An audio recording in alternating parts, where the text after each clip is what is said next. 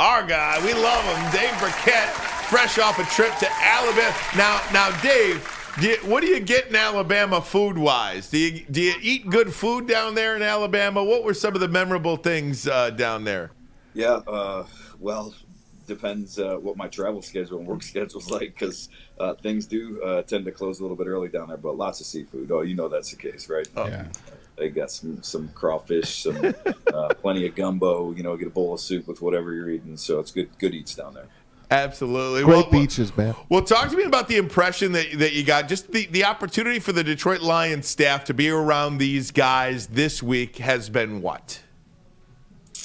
I mean, I think it's valuable. They look, anytime you can spend a week with the guys, and sort of get to know them beyond what you see on the field, right? Everyone has access to the practice tapes, and everyone has seen these guys play. These are, 100 of the top, draft prospects in the country, so everyone has seen them play college scouts for all these teams. But when you get to go behind the scenes with them, learn how they learn, see how they take coaching, see who the leaders are in the various rooms. That's the important stuff. I mean, even scouts will tell you that even being at the combine and when you're a position group leader at a combine and you get to see who the alpha is in that group, like, that's valuable. Those little things are, they can be differentiating things, when it comes to making draft picks.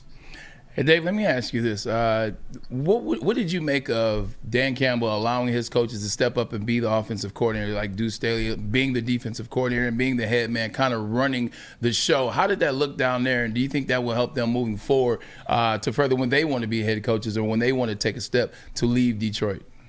Yeah, it's good, but just to be clear, that wasn't really a Dan Campbell doing. That's the Senior Bowl's process now. I mean, this is the first year that they've the head coaches for all teams going forward at the start of this year are really in advisory roles, and they want to have some of these assistants step up, to different jobs to sort of help the job pool and help these guys, show what they can do for themselves and for other NFL teams. So it's definitely a good thing. I don't mean to diminish it, but just to be clear, that's not like a Lions thing that's happening. I think the value, Deuce Staley's a guy, obviously he wants to be a head coach in the NFL, and, to get to put a week of a practice plan together and talk in front of these guys. And, there's definitely some value for having a dry run. And if you're an organization like the Lions, Ben Johnson is probably going to be your offensive coordinator. And this is really a test for him to see what he can do in his week of being an offensive coordinator. Not so much from like, how does the offense operate, but again, just the organization and the planning that goes into pulling everything off. Dave, you just said Ben Johnson's going to be the OC. Dave Wanstead told Colin Cowherd it's already a done deal. It's going to be Matt Nagy.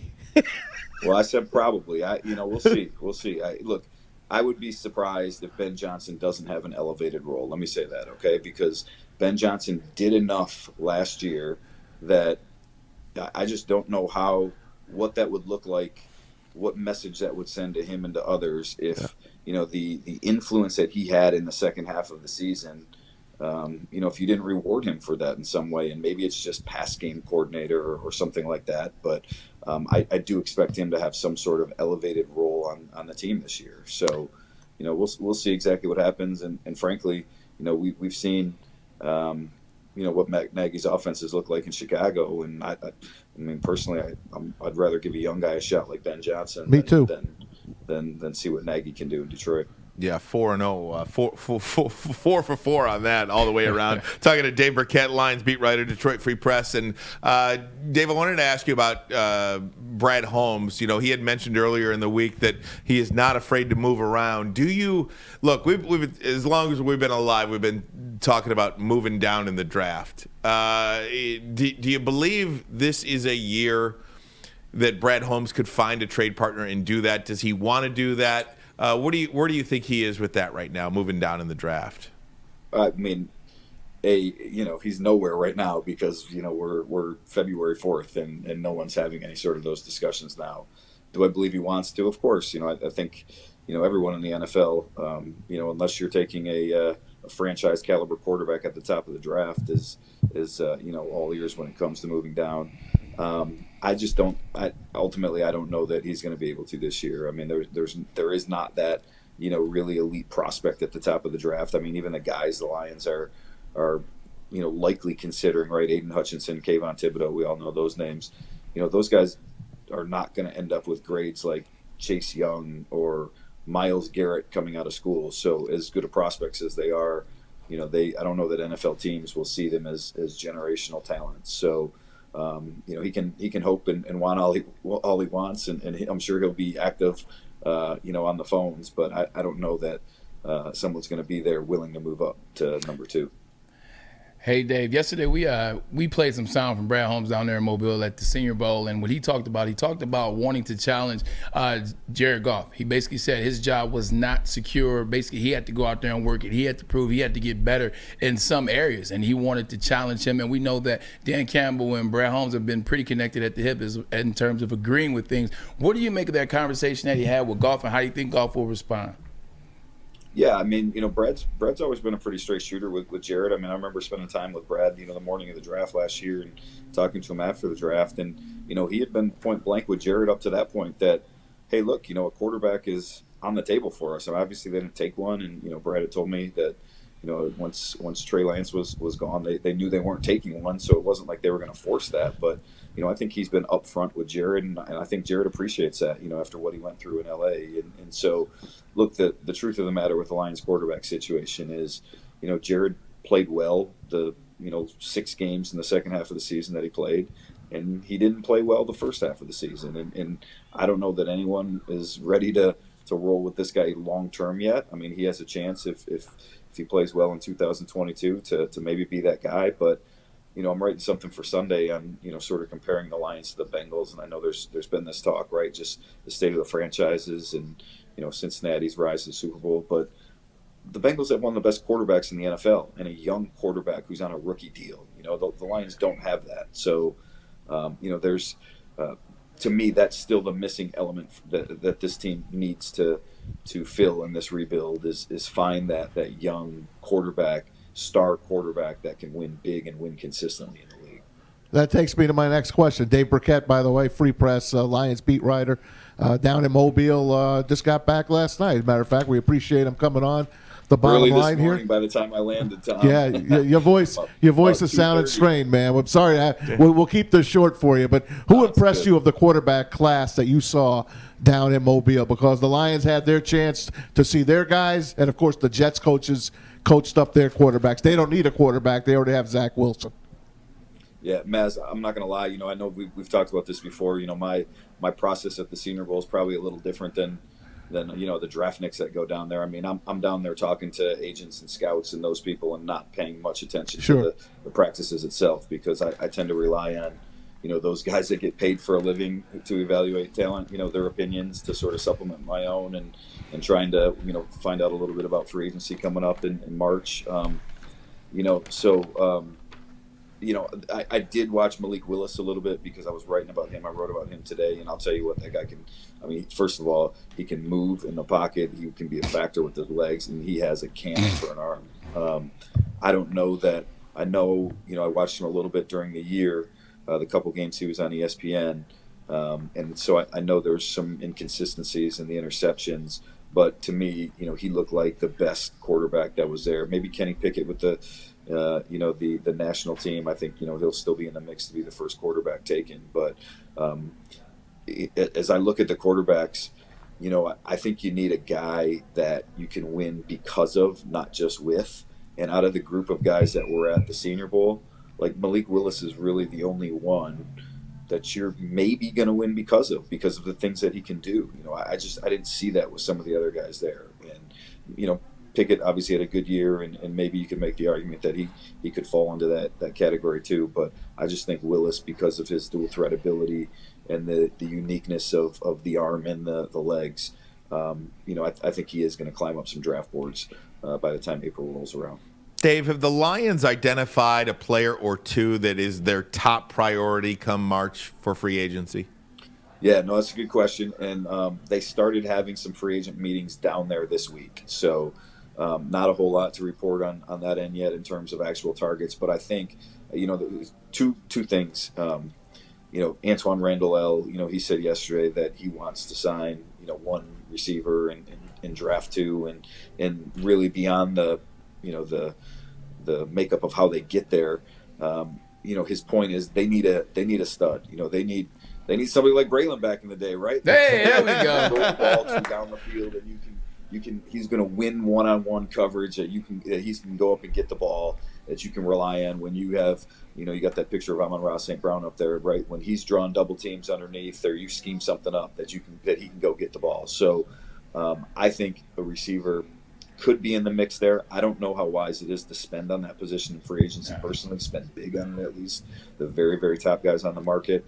The other thing is they need a playmaker on defense, and they're going to have the money, I think, to get one, good, major addition in free agency. And maybe it's a guy like Marcus Williams, who has some ties to the defense and the staff, the safety from the New Orleans Saints. If they're not going to bring Tracy Walker back, and I do think Tracy's still in the mix to come back, but I could see a guy like that, a bigger name on defense who can make some plays, being in the mix for them as well. Dave, last question, I'll get you out of here. Brad Holmes talked about in relation to Matthew Stafford playing in the Super Bowl too, because I think a lot of Lions fans are sitting there saying, man, the first year he leaves Detroit, he's in the Super Bowl. And it's just like, I think the easy way to go would be to say, man, how incompetent this organization is that they had Matthew Stafford for 12 years and couldn't build a team around him to win one playoff game. Brad Holmes said it earlier this week. He said, look, we know where we are. They're in the Super Bowl, and we're coaching the Senior Bowl. How does the Lions organization view the last 12 months and the last 12 years? And I know this is a different regime, and these guys have had nothing to do with the last 12 years that Matthew Stafford was here. But how should they feel about this? We could talk for 20 minutes on this. It really is. Look, first, they are very comfortable with where they're at right now as a organization. With what Dan Campbell and Brad Holmes are doing, and sort of the position they have them in to have some success down the road. Again, they won 3 games this year, and they know they have lots of holes to fill. They need playmakers on defense. They need that quarterback. I don't think anyone in the organization would tell you anything different right now, right? So they're still a ways away, but they like where they're at. Now, as for the last 12 years, look, I know it's a kick in the, where. I don't know what I can say on the internet here. It's probably you can say whatever you want. I don't know what the FCC we don't have any. Kicking the junk to watch Stafford now lead the Rams to the Super Bowl, and I think win one next week. But man, and look, you can't divorce Matthew Stafford from the struggles the Lions had. He was a part of it. Certainly the organization played a huge role in it, and not trusting the right people, and not having the right processes in place, and missteps, right? Not drafting Aaron Donald, or not having the cap room to re-sign Sue. But guys, that 2014 Lions team was really good. Like, they had a really good defense. There was a Hall of Famer in Ndamukong Suh on defense, right? You had a Hall of Famer on offense in Kelvin Johnson. I mean, you should be able to win a playoff game with that. I don't know that Sue's going to be in the Hall of Fame, but he's going to be in the conversation for it. He was an all-pro defensive lineman at the time, one of the best run defenses in NFL history. So the fact that the Lions never won anything, I can't absolve Stafford of blame for that. Now, Matt, I think he's played pretty well here during the playoffs. Obviously got away with the one near interception last week, but you can't take anything away from some of the throws that he's made to Cooper Kupp, and the resolve that he's shown, in late game situations to lead the Rams to win. So I know there's a lot of people in and around the area that are happy for Matt and Matthew to have this opportunity and to be in this game, and they think it, automatically elevates him to being a Hall of Famer and proves everything was on the Lions the last 12 years. I don't think you can do that. I think they're all, the Lions and Stafford, and everyone was a part of it. And I think it still was the right time for the Lions to move on, just based on where they were as an organization, where he was as a player, and sort of everything that comes with that. Hey, Dave, I lied. I want to get the last question in here. I'm sorry. One more here. Lions picking second, and they're picking either 31st or 32nd, unless they move. They're not going to pick in this situation anymore. I'll go on the record and say they're not going to be picking in the top 5, top 10 anymore going forward. Don't you have to go out and find get that quarterback under a rookie contract and get him in the first round somewhere? It's tough because I'm with you, Maz. Like I don't see they're going to be a better team next year, right? If they win 7 games, you're picking 14th instead of second, and you're not going to be able to get one of those top guys. Quarterback is the one position, right? You need it so bad, and you're not going to win, sustainably without it in the NFL unless you have a guy like a Burrow or a Pat Mahomes or a Tom Brady or these generational type talents. But you can't force it, and I don't know that guy is there this year, for the Lions at number 2. And if he's not there at number 2, that means he's not there at 31 either. So I don't know that you force it. The plan that I like really is you trade out of one of those late first round picks if someone wants. Those picks have value because people want the 5th-year option, and maybe you move down later into the second round and you get a future one. And if you do have, you've already played this game where you have extra draft capital, maybe you accumulate enough that you can go up to get your guy next year in what should be, a pretty star-studded quarterback group at the top. So it's a dangerous, game to play.